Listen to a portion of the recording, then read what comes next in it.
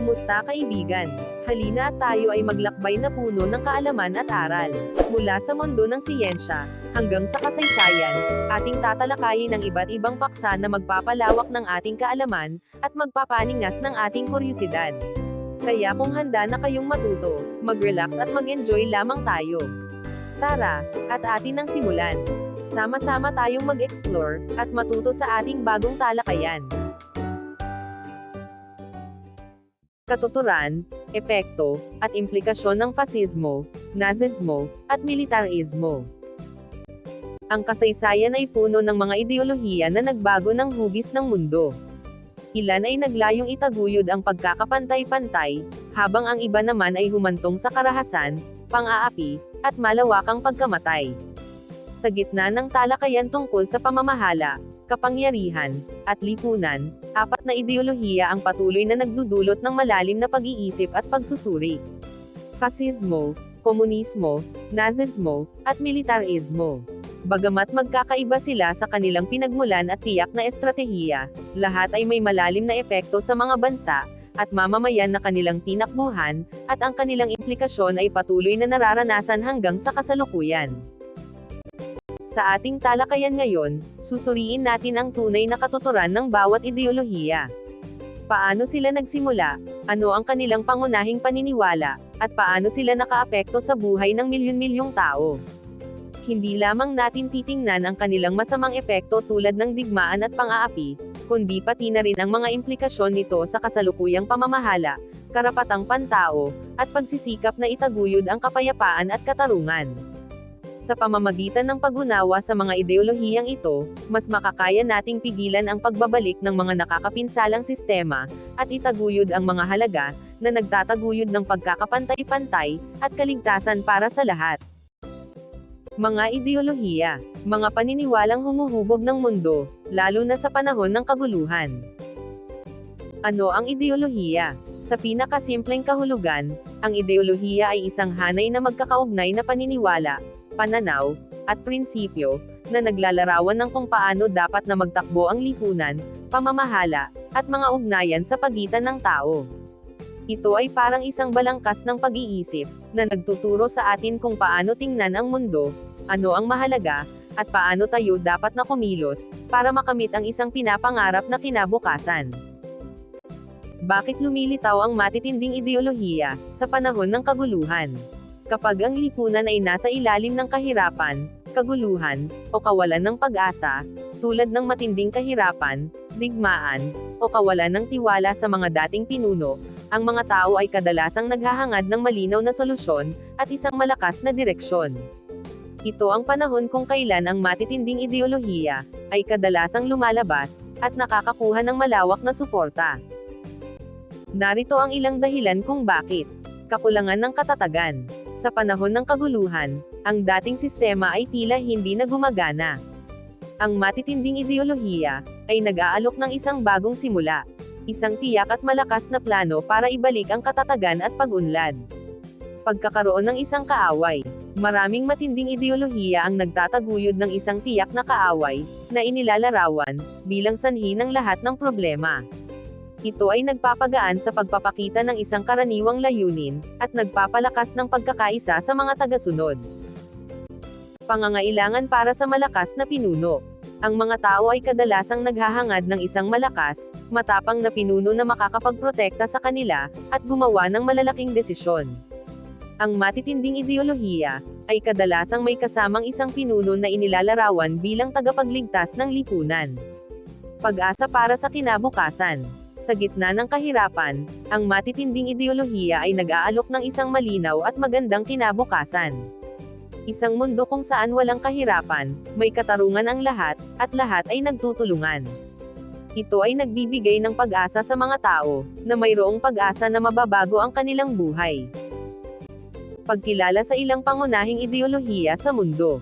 May maraming uri ng ideolohiya sa mundo, ngunit may ilan na naging malaki ang epekto sa kasaysayan, at kasalukuyang lipunan. Narito ang ilan sa mga pangunahing ideolohiya sa mundo, tungkol sa pamamahala at lipunan. Fascismo, o fascism. Isang pagsusuri sa kanyang katuturan at mga katangian.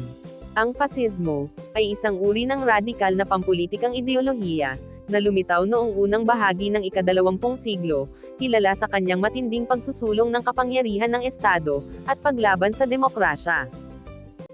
Mga pangunahing katangian ng fasismo. Matinding nasyonalismo. Ito ang pundasyon ng fasismo. Ang pagkakaisa ng mamamayan sa ilalim ng isang dakilang bansa o lahi, na kadalasan ay inihahambing bilang mas mataas kaysa sa ibang bansa. Ang mga pasistang pinuno ay gumagamit ng emosyonal na panawagan, sagisag, at kasaysayan upang palakasin ang damdaming pambansa at gawing sentro ng buhay ng tao ang bansa. Diktatorial na pamahalaan. Walang demokrasya sa pasistang pamahalaan. Mayroong iisang pinuno o grupo na may ganap na kapangyarihan. Walang mga malayang halalan, independenteng hudikatura, o karapatang magpahayag ng sarili. Ang pinuno ay iginagalang bilang isang tagapagligtas ng bansa, at ang kanyang utos ay dapat sundin ng walang tanong. Pagsupil sa oposisyon. Ang anumang uri ng pagtutol o oposisyon ay lubos na pinasusupil. Ang mga pasistang gobyerno ay nagtatatag ng mga pampublikong pulisya, nagbabawal ng ibang partido, at nagkukulong o nagpapapatay ng mga kritiko, mga ngatwiran, at mga minorya. Ang layunin ay panatilihing walang nakakahadlang sa kapangyarihan ng Estado. Kontrolado ng Estado ang ekonomiya at lipunan. Ang Estado ang nagpapasya sa lahat ng aspeto ng buhay. Mula sa negosyo at trabaho, hanggang sa edukasyon, sining, at relihiyon. Bagamat maaaring payagan ang pribadong pag-aari, ito ay kailangang sumunod sa mga layunin ng bansa. Ang lipunan ay inayos, upang sumuporta sa pamahalaan, at ang mga individual na interes, ay inuuna sa interes ng bansa. Si Benito Mussolini, at ang fasismo sa Italia. Mula sa kahirapan, hanggang sa digmaan. Ang Italia, ay naging unang bansa na nagtatag ng isang ganap na pasistang rehimen, sa ilalim ni Benito Mussolini noong 1922. Ang kanyang pamumuno ay naging modelo para sa ibang pasistang pinuno sa buong mundo, at naiimpluwensyahan ng maraming salik, na humantong sa pagtanggap ng mamamayan sa kanyang ideolohiya. Mga dahilan ng pagtangkilik ng Italia sa fasismo. Ekonomikong kahirapan, matapos ang unang digmaang pandaigdig.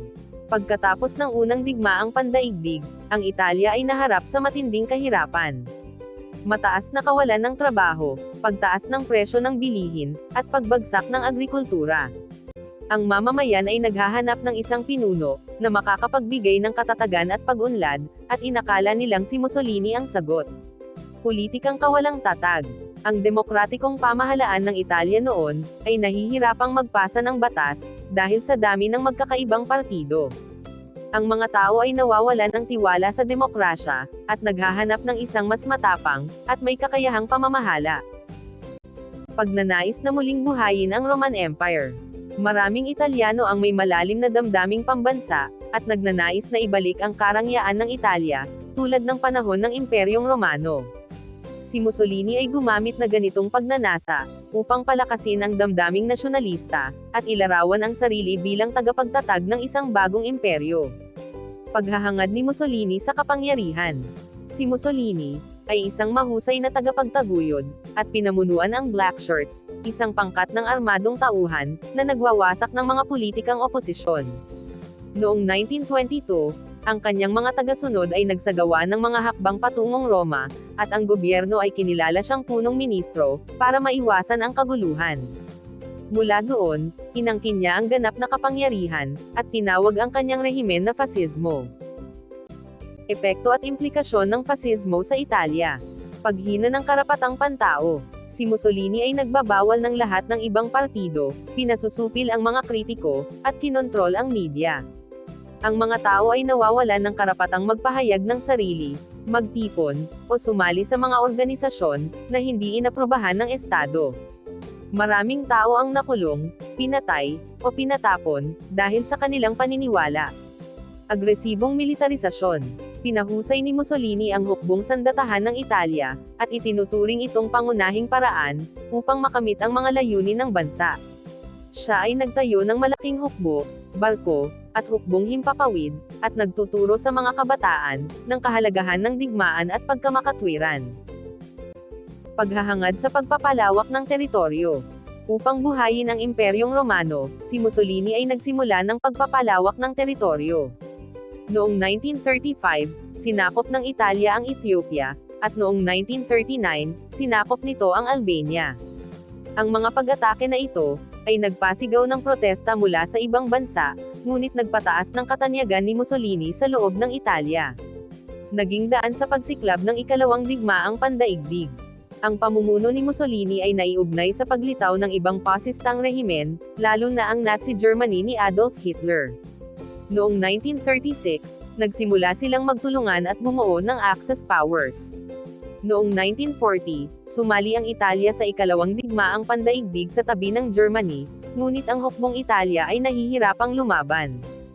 Noong 1943, ang mga Italyano ang nagpabagsak kay Mussolini, at noong 1945, siya ay pinatay ng mga kalaban ng fasismo. Ang pamumuno ni Mussolini, ay nagdulot ng malaking pinsala sa Italia at sa buong mundo. Ito ay nagpakita ng panganib ng fasismo. Isang ideolohiya na nagpapahina sa karapatang pantao, nagpapalakas ng militarismo, at nagdudulot ng digmaan. Sa kasalukuyan, mahalagang matutunan ang tungkol sa kasaysayan na ito, upang pigilan ang pagbabalik ng ganitong uri ng pamamahala. Ang komunismo, isang pagsusuri sa mga pangunahing konsepto.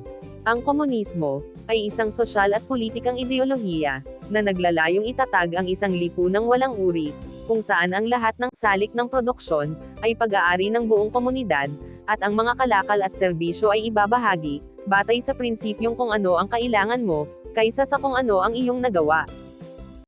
Ang komunismo ay isa sa pinakakontrobersyal at pinag-uusap ang ideolohiya, sa kasaysayan ng tao. Mula sa mga tala ni Karl Marx at Friedrich Engels sa kanilang aklat na The Communist Manifesto noong 1948, na itinuturing na pundasyon ng ideyang ito, hanggang sa mga aktwal na pamamahala na sumunod dito, nagdulot ito ng malaking epekto sa mga lipunan sa buong mundo. Mga pangunahing katuturan ng komunismo. Kolektibong pagmamay-ari. Ang lahat ng salik ng produksyon, ay pag-aari ng buong lipunan, hindi ng ilang individual. Revolusyon, bilang paraan ng pagbabago. Naniniwala, na ang kasalukuyang hindi pantay na lipunan, ay kailangang baguhin, sa pamamagitan ng pagsiklab ng manggagawa laban sa mayayamang uri. Kontrol ng Estado sa produksyon. Ang Estado ang namamahala sa paggawa at pamamahagi ng kalakal at serbisyo, para tiyakin ang pangangailangan ng lahat. Bagamat ang layunin nito ay pantay-pantay, ang mga aktwal na pagpapatupad nito sa kasaysayan, ay nagdulot ng mga pagsubok, tulad ng kawalan ng kalayaan, at kakulangan ng pag-unlad sa ekonomiya. Bakit itinaguyod ng Russia at China ang komunismo? Ang Russia at China ay dalawang pinakamalaking bansa, na sumunod sa komunistang ideolohiya, at ang kanilang pagpili na sundin ito, ay hinubog ng mga kakaibang sitwasyon sa kasaysayan, politika, at panlipunan. Russia, malawakang kahirapan. Noong unang bahagi ng 1900s, ang karamihan ng mga tao sa Russia ay mga magsasaka, na nabubuhay sa kahirapan. Marami sa kanila ay walang sariling lupa, at nagtitiis sa mababang sahod, at masamang kondisyon ng trabaho. Ang komunistang ideya na pantay na pamamahagi ng yaman, ay naging kaakit-akit, dahil ipinangako nitong wakasan ang kahirapan, at bigyang ng pantay na pagkakataon ang lahat. Paghina ng monarkiya. Ang monarkiya ni Tsar Nicholas II ay naging mahina, at hindi kayang tugunan ang mga pangangailangan ng mamamayan. Marami ang nagagalit sa korupsyon, kawalan ng karapatang sibil, at ang kawalang kayang pamahalaan ang digmaan at kahirapan. Ito ay lumikha ng kapaligiran, kung saan ang mga tao ay naghahanap ng bagong uri ng pamamahala. Ang Revolusyon ng 1917. Ang Revolusyon ng 1917, ay nagsimula dahil sa galit ng mamamayan sa monarkiya at digmaan. Noong Oktubre, ang mga Bolshevik ay nagtagumpay sa pag-agaw ng kapangyarihan. Ipinangako nila na wakasan ang digmaan, ibigay ang lupa sa mga magsasaka, at itatag ang isang pamamahala ng mga manggagawa. Pamumuno ni Vladimir Lenin at Joseph E. Stalin. Si Vladimir Lenin, ang unang pinuno ng Soviet Union. Itinatag niya ang komunistang pamamahala, at ipinatupad ang mga patakaran, na nagpapalakas ng kapangyarihan ng Estado. Pagkatapos ng kanyang kamatayan, si Joseph E. Stalin ay kumuha ng kapangyarihan at nagpatupad ng malalakas na patakaran para ipaunlad ang ekonomiya ng bansa sa pamamagitan ng pagsasama-sama ng mga sakahan at pagtatayo ng pabrika, bagaman ito ay nagdulot ng malaking paghihirap at kamatayan sa maraming tao. China. Korupsyon sa pamamahala. Noong unang bahagi ng 1900s, ang pamahalaan ng Kuomintang ay naging korap at hindi kayang tugunan ang mga problema ng bansa. Marami ang nagagalit sa kawalan ng katarungan, mataas na buwis, at ang kawalang kayang wakasan ang kahirapan. Ang komunistang ideya ng malinis at pantay na pamamahala ay naging kaakit-akit sa maraming tao. Pagkakahati-hati ng bansa. Ang China ay naging hiwa-hiwalay noong panahong iyong. Mayroong digmaan laban sa mga mananakop na Hapones, pati na rin ang hidwaan sa pagitan ng iba't ibang pampulitikang grupo. Ang mga tao ay naghahanap ng isang pinuno na makakapag-isa ng bansa at bigyan ng katatagan. Digmaang sibil. Ang digmaang sibil ng China ay naganap mula 1946 hanggang 1949 sa pagitan ng komunista ng China na pinamumunuan ni Mao Zedong at ang Kuomintang na pinamumunuan naman ni Chiang Kai-shek. Ang mga komunista ay nakakuha ng suporta ng mga magsasaka sa pamamagitan ng pagpapangako ng lupa at pantay na karapatan. Noong 1949, sila ay nagtagumpay at itinatag ang People's Republic of China. Mga epekto at implikasyon ng komunismo. Ang pagpapatupad ng komunismo sa iba't ibang bansa ay nagdulot ng malaking pagbabago. Mula sa ekonomiya hanggang sa politika at karapatang pantao. Narito ang ilang pangunahing epekto at implikasyon ng komunismo. Kolektibasyon at kontrol ng Estado. Ang komunismo ay nagtataguyod ng kolektibong pagmamay-ari sa salik ng produksyon, kung saan ang Estado ang namamahala sa mga sakahan, pabrika, at yaman. Sa mga bansa tulad ng Soviet Union at China, ito ay humantong sa pagsasama-sama ng mga sakahan at pagtatayo ng pambansang industriya. Gayunpaman, ang sobrang kontrol ng Estado ay nagdulot din ng kakulangan at pagkakaiba-iba at kawalan ng pagganyak sa mga manggagawa.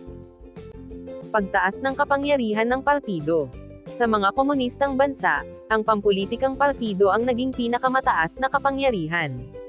Wala nang ibang partido ang pinapayagan na makilahok sa politika, kaya ang iisang partido ang nagpapasya sa lahat ng bagay. Mula sa patakaran ng ekonomiya, hanggang sa patakaran ng panlabas na relasyon. Ito ay humantong sa sentralisadong pamamahala, ngunit nagbawas din sa pagpili ng mamamayan. Pagpigil sa malayang pamamahayag. Isa sa mga pangunahing epekto ng komunismo, ay ang pagpigil sa malayang pagsasalita, pamamahayag, at pag-iisip.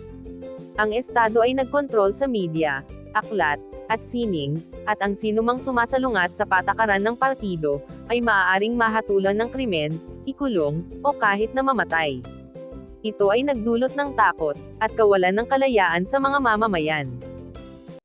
Tensyon sa Cold War. Ang paglitaw ng komunistang bansa tulad ng Soviet Union, ay nagdulot ng tensyon sa pagitan ng mga komunistang bansa, at mga demokratikong bansa, tulad ng Estados Unidos, na kilala bilang Cold War.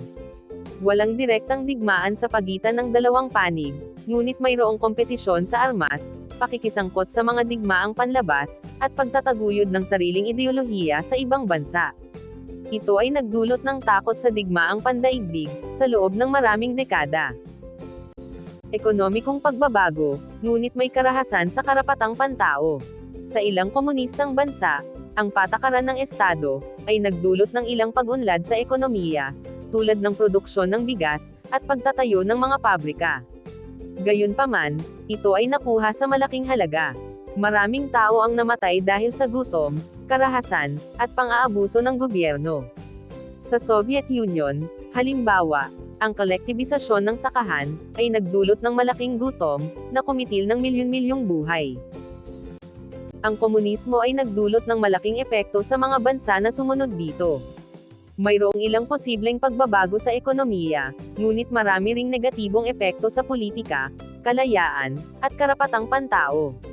Ang mga implikasyon nito ay naramdaman, hindi lamang sa loob ng mga komunistang bansa, kundi pati na rin sa buong mundo, sa pamamagitan ng Cold War. Mahalaga na tingnan ang mga epektong ito, ng may bukas na isip, para maunawaan ang komplikadong kasaysayan ng ideolohiyang ito. Ang Nazismo, isang radikal na doktrina ng karahasan at diskriminasyon.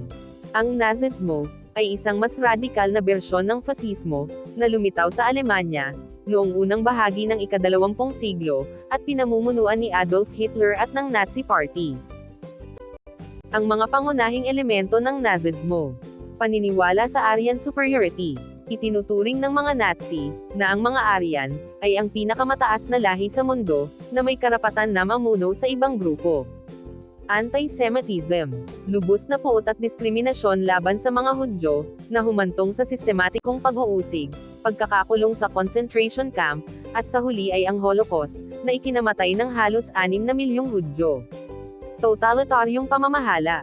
Ang gobyerno ay kontrolado ng buo ng Nazi Party, na winasak ang mga kalayaan ng mamamayan, ipinagbawal ang ibang partido, at gamit ang propaganda, karahasan, at pagsubaybay, para mapanatili ang kapangyarihan.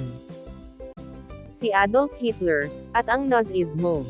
Paano naging lakas, ang isang mapangwasak na digmaan? Ang pagyakap ng Alemanya sa Nazismo, at sa pamumuno ni Adolf Hitler noong unang bahagi ng ika-20 siglo, ay hindi nangyari ng basta-basta. Ito ay bunga ng kombinasyon ng mga politikal, ekonomiko, at panlipunang problema, na nagbigay daan sa paglaganap ng mga ideyang radikal. Mga dahilan ng pagyakap ng Alemanya sa Nazismo. Matinding epekto ng Treaty of Versailles. Matapos ang unang digmaang pandaigdig, ang Alemanya ay pinilit na pirmahan ang Treaty of Versailles noong 1919. Ang kasunduan ay nagdulot ng matinding kahihiyan sa bansa. Pinagbabawalan itong magkaroon ng malaking hukbo. Pinagbabayad ito ng napakalaking halaga ng kompensasyon para sa mga pinsala ng digmaan. At kinuha ang ilan sa mga teritoryo nito. Maraming Aleman ang nakaramdam ng kawalan ng katarungan at inis, na ginawang madaling maimpluwensyahan sila ng mga mensahe ng Nazi, na ibabalik ang karangalan ng bansa.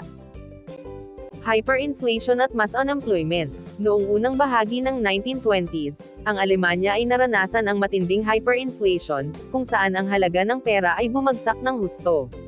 Mga papel na pera ay ginamit pa, kahit na para sunugin sa pugon. Pagkatapos ng pandaigdigang krisis pang-ekonomiya noong 1929, dumating naman ang malawakang kawalan ng trabaho, na umabot sa halos 30% ng mga manggagawa.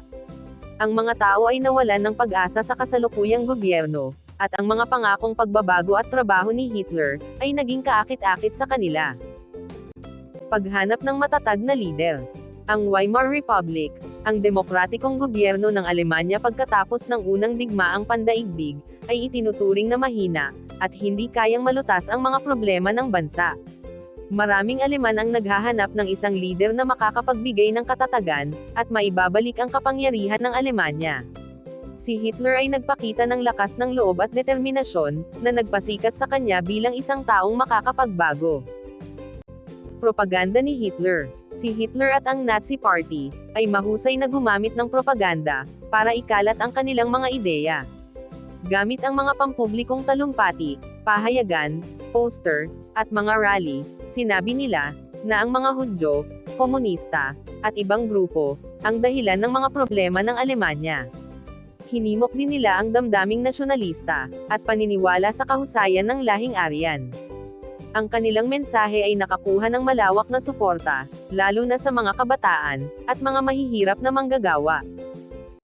Mga epekto at implikasyon ng Nazismo. Isang bakas ng karahasan, na nagbago sa mundo.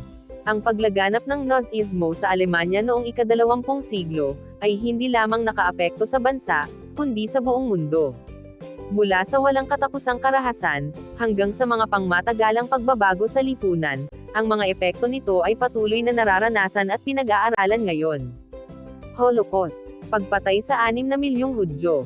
Ang pinakamalungkot at mapangwasak na epekto ng Nazismo, ay ang Holocaust. Ang sistematikong pagpatay sa mga Hudyo, at iba pang minorya tulad ng mga Roma, may kapansanan, homosexual, komunista, at iba pa. Sa ilalim ng patakaran ni Adolf Hitler, mahigit 6 na milyong Hudyo ang namatay sa mga concentration camp, death camp, at mga pang-aapi sa buong Europa. Ito ay itinuturing na isa sa pinakamalaking krimen laban sa sangkatauhan sa kasaysayan. Pananakot sa Europa. Bago pa man sumiklab ang digmaan, ang mga patakaran at paglusob ng Nazi Germany ay lumikha ng takot sa buong kontinente. Sinakop ng Alemanya ang mga kapitbahay na bansa, tulad ng Czechoslovakia at Poland, habang ang ibang bansa sa Europa ay natakot na labanan ito o pinili na makipagkasundo para maiwasan ang digmaan. Ang pananakot na ito ay humantong sa pagkakahati ng Europa at sa paglaganap ng ideolohiyang pasiste sa ibang bansa, tulad ng Italia at Japan.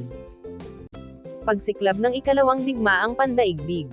Ang paglusob ng Nazi Germany sa Poland noong ika-1 ng Setyembre taong 1939 ay nagbunsod ng ikalawang digmaang pandaigdig.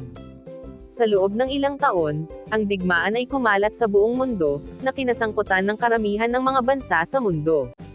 Mahigit 70 milyong tao ang namatay sa digmaan, kabilang ang mga sundalo at sibilyan, at nagdulot ito ng malaking pagkasira sa mga lungsod, ekonomiya, at buhay ng mga tao sa buong planeta. Pagkawasak ng moralidad, at karapatang pantao. Ang Nazismo ay tinanggihan ang lahat ng prinsipyo ng moralidad at karapatang pantao. Itinuturing ng mga Nazi, na ang ilang grupo ng tao, ay hindi karapat-dapat mabuhay, at ginamit ang karahasan, pang-aapi, at pang-aabuso, bilang mga paraan para ipatupad ang kanilang mga ideya. Winaalang bisa nila ang mga karapatan ng individual, pinutol ang kalayaan sa pagsasalita at pag-iisip, at ginawa ang diskriminasyon, batay sa lahi, relihiyon, at kasarian, bilang bahagi ng batas. Ang pangmatagalang implikasyon. Pagbuo ng United Nations, bilang tugon. Matapos ang pagwawakas ng ikalawang digmaang pandaigdig, ang mga bansa sa mundo ay nagkasundo, na kailangang gumawa ng paraan, para pigilan ang mga katulad na digmaan, at protektahan ang karapatang pantao.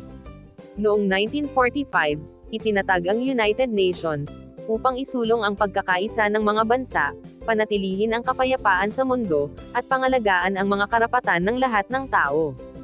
Ang United Nations ay nagdala rin ng mga internasyonal na batas at deklarasyon, tulad ng Universal Declaration of Human Rights, para tiyakin na hindi na mauulit ang mga krimen, tulad ng Holocaust. Bukod pa rito, ang mga karanasan sa ilalim ng Nazismo ay nagbigay diin sa kahalagahan ng paglaban sa diskriminasyon, rasismo, at totalitaryong pamamahala. Ito rin ay naging batayan para sa mga pagsisikap na isulong ang kapayapaan, pagkakapantay-pantay, at pag-unawa sa pagitan ng mga lahi at kultura sa buong mundo. Militarismo. Kapangyarihan ng sandatahang lakas, bilang pusod ng bansa. Ang militarismo ay isang ideolohiya at sistema, na nagbibigay ng napakahalagang papel sa sandatahang lakas, sa buhay ng isang bansa. Ito ay hindi lamang tungkol sa pagkakaroon ng malakas na hukbo, kundi pati na rin sa pagtingin sa lakas militar, bilang pangunahing paraan, para makamit ang mga layunin ng Estado. Katuturan ng militarismo. Ang mga pangunahing elemento ng militarismo, ay kinabibilangan ng pagtataas ng kapangyarihang militar. Binibigyang diin ang pagpapalakas ng sandatahang lakas, sa pamamagitan ng mataas na budget para sa militar, pagpapaunlad ng mga armas, at pagpapalawak ng hukbo. Ang mga pinuno ng militar ay kadalasan ay may malaking impluwensya sa mga desisyon ng gobyerno. Paniniwala, na ang lakas militar, ang susi sa pag-unlad. Itinuturing, na ang kalakasan ng militar ay nagdudulot ng seguridad, katatagan, at kahit na pag-unlad ng ekonomiya. Minsan ay binibigyang prioridad ang paggasta sa militar, kaysa sa mga serbisyong panlipunan, tulad ng edukasyon at kalusugan. Estado, sunod sa militar. Ang mga patakaran ng gobyerno, at istruktura ng lipunan ay inaayon, upang suportahan ang mga pangangailangan at interes ng militar. Maaaring mangyari ang pagkontrol ng militar sa politika, o ang mga sistema ay idinisenyo para palakasin pa ang kapangyarihan ng sandatahang lakas. Militarisasyon ng Japan. Mga dahilan, epekto, at mga bakas na naiwan sa kasaysayan. Ang militarisasyon ng Japan noong unang bahagi ng ika-20 siglo, ay nagbago ng takbo ng kasaysayan ng Asya, at ng buong mundo. Mula sa isang bansa na nakatuon sa pag-unlad, ay naging makapangyarihang puwersa ng militar, na nagsagawa ng mga paglusob sa mga kapitbahay na teritoryo, na nagdulot ng malaking pinsala, at pagdurusa sa maraming tao. Mga dahilan ng pagtangkilik ng Japan, sa militarismo. Kakulangan sa yaman. Ang Japan ay isang arkipelago na may limitadong sukat ng lupain, at kakulangan sa mahahalagang yamang likas tulad ng langis, bakal, at iba pang mineral, na kailangan para sa paglago ng ekonomiya. Ang mga pinuno ng bansa ay naniniwala, na ang pagkuha ng mga teritoryong may sagana sa mga yamang ito, ay kailangan, para mapanatili ang pag-unlad at seguridad ng Japan. Pagnanais na palawakin ang teritoryo. Bilang tugon sa kakulangan ng likas na yaman, nagnasang palawakin ang teritoryo ng Japan. Mula noong huling bahagi ng ika-19 na siglo, sinakop nito ang Korea, at noong 1931, ay inookupahan ang Manchuria. Sa paglipas ng panahon, lumawak pa ang kanilang mga layunin, patungong Timog Silangang Asya, kung saan may maraming mapagkukunan at estratehikong lokasyon. Impluwensya ng mga general. Noong unang bahagi ng ika-20 siglo, ang mga opisyal ng militar ng Japan, ay nakakuha ng malaking kapangyarihan sa politika. Maraming general ang naging bahagi ng gobyerno, o may direktang impluwensya sa mga desisyon ng mga pinuno ng estado. Itinuturing nila ang lakas militar, bilang susi para mapalakas ang Japan, at ibigay sa bansa ang respeto, na nararapat dito sa pandaigdigang entablado. Pagkahumaling sa imperialismo. Ang Japan ay naimpluwensyahan ng mga kanluraning bansa, na nagsagawa ng imperialismo noong panahong iyon. Nais din nilang magkaroon ng sariling imperyo, upang makipagkompetisyon sa mga malalaking kapangyarihan sa mundo. Itinuturing nila ang pagkakaroon ng mga kolonya, ay tanda ng kapangyarihan, at progreso ng isang bansa. Mga epekto, at implikasyon ng militarisasyon ng Japan. Pag-atake sa Pearl Harbor. Noong ika-7 ng Disyembre, 1941, ang hukbong dagat ng Japan ay sinalakay ang base militar ng Estados Unidos sa Pearl Harbor, Hawaii. Ang pag-atake na ito, ay nagtulak sa Estados Unidos na sumali sa ikalawang digmaang pandaigdig, na lubos na lumawak ang sakop ng digmaan, at nagbago ng kinalabasan nito. Pananakot sa Asya. Ang mga paglusob ng Japan ay lumikha ng malaking takot sa buong kontinente ng Asya. Maraming bansa tulad ng China, Pilipinas, Indonesia, at Malaysia, ang nasakop at napailalim sa kontrol ng militar ng Japan. Ang kanilang presensya, ay nagdulot ng tensyon sa pagitan ng mga bansa, at nagpapatuloy ng digmaan sa rehiyon. Pagpapahirap sa mga nasakop. Sa mga teritoryong kanilang sinakop, ang mga sundalong Hapones, ay nagsagawa ng maraming kalupitan laban sa mga sibilyan. Kabilang dito ang paggamit ng mga comfort women, puwersahang paggawa ng mga mamamayan, at mga massacre tulad ng Rape of Nanking sa China, kung saan libu-libong tao ang namatay.